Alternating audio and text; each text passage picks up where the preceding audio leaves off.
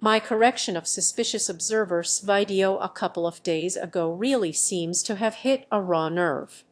Ben Davidson, aka Suspicious Observers, came onto this channel calling me a liar, saying he'd been misquoted, challenging me to a debate, and posting a video response attacking me and the people who agreed with me, all in the space of a few hours.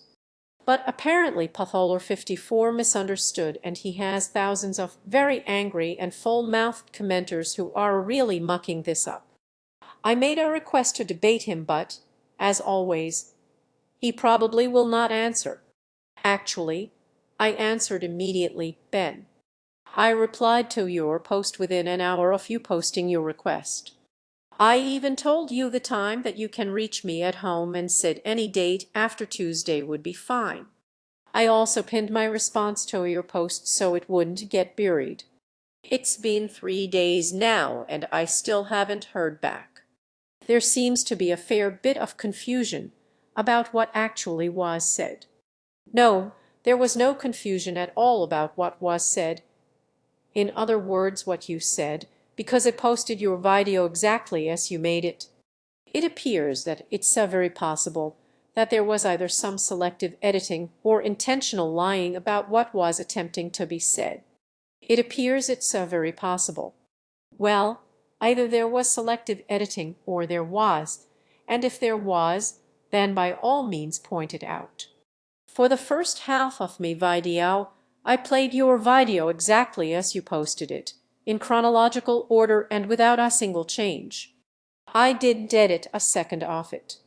I simply paused it to comment. For the second half of my video, I only edited in order to skip to the parts you got wrong. If you think these omissions change the context, tell us where. Anyway, let's move on to Ben's actual rebuttal. We'll start by reminding ourselves of what he said in his original video. The ice melts, the planet heats up, the methane is released, and somehow every time we plunge into an ice age. Ben's statement here suggests he's describing the start of a glaciation, even though he mistakenly calls it an ice age. But he's also mixed in features of the end of a glaciation, like melting ice and methane release. So if he's talking about the end of a glaciation, then he made these mistakes. And if he's talking about the end of an interglacial, then he made these mistakes. Take your pick. In his response video, Ben gave a clue as to which one he's talking about. We basically have this glacial cycle, and I was talking about how, we have this ice melting and then we come out of the glacial cycle. There. He's pointing to a part of the curve coming out of a glaciation.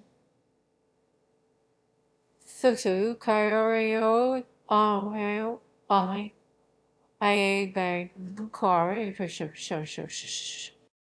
we now know which set of errors he made. This one. He suggests that when the Earth comes out of a glaciation, it goes into an ice age, by which he means a glaciation, because he uses both words interchangeably, which of course it doesn't. It goes into an interglacial, as I explained in me correction. We should know, because when the last glaciation ended about 12,000 years ago, we entered just such an interglacial and we're still in it now. Researchers say it should last at least another 16,000 years. Also, in the original video, he thought that at the end of a glaciation, ice accumulates at the poles. I assumed Ben would correct this after I explained that it doesn't, but in his response he simply repeated the error. The ice accumulates up at the poles and it's basically concentrated up to there. As I already explained in me correction, ice thins and shrinks at the poles at the end of a glaciation. Ben goes on to hint that either the ice migrated northwards from lower latitudes and accumulated that way, in which case he'll need to show how the ice managed to do this, or he hints that he accepts the conventional view that at the end of a glaciation most of the ice sheets melted and all that was left was greatly reduced ice at the poles. That's not accumulation, in which case why not simply correct it? Ben did come close to grudgingly admitting that maybe this accumulation claim was a mistake, but he quickly decides, nah, can't be me. So one could see that one as being a mistake. Maybe there's a language barrier. Maybe he didn't put it together since I was just talking about this and literally went to this in a matter of the first minute of the video. I feel like it's hard to believe somebody could lose a train of thought in the first 60 seconds of a video, but it's possible. Yeah, it turns out it's me fault for losing me. What did he say again? Anyway, whatever it was. If there is a language barrier yet, I get it, Ben. This isn't your field. But when you use these terms interchangeably, it simply adds to your already confused picture of what causes glacial cycles. And the word accumulate has a specific meaning not just in science but in plain English.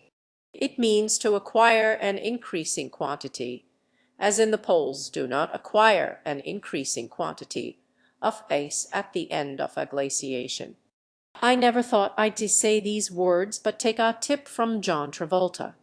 Well, that's the difference between you and me, Harry. I say what I mean. The other place where the deglaciation timeline comes unstuck is here. I've got no idea what Ben means by cold spreads to low latitudes. Perhaps he's thinking of the Arctic vortex now hitting Europe and New England in winter. But since we now know he's talking about the end of a glaciation, the fact is that the lower latitudes don't get colder, they get warmer. The biogeographical and paleontological evidence couldn't be clearer. So let me just put what I think Ben is trying to say in plain English, correcting his errors and following a glaciological timeline that's well understood by researchers. If you agree with this, Ben, then this is what you should have written in the first place. If you don't agree, then great. That can be the basis of our upcoming discussion.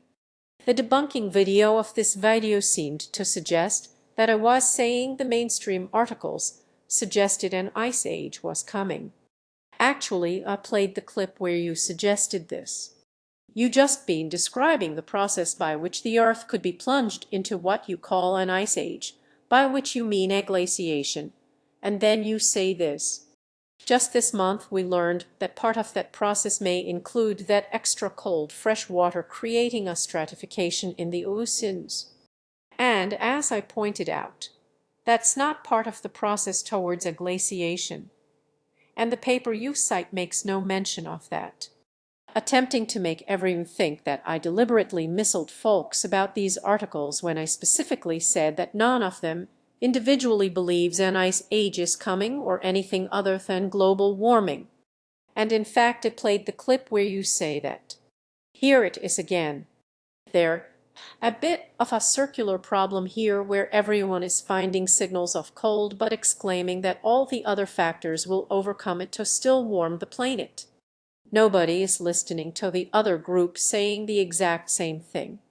They are a net cooling factor, not a net heating factor in the greenhouse sense. As I pointed out, the paper said nothing of the kind. You also claim clouds have 100 albedo, which is simply not true. By the way, on Sunday someone pointed out an error in my own video and I didn't make excuses and blame it on the inability of the poster to understand or call him Allier or foul-mouthed. I checked what he told me and pinned a correction. It really is as simple and unthreatening as that. So if you understand what leads us into and out of glaciations, and this is all just a problem of me inability to comprehend English or focus for more than 60 seconds, I'm happy to hear your explanations if and when we Skype. But at the moment I'm still waiting for your response.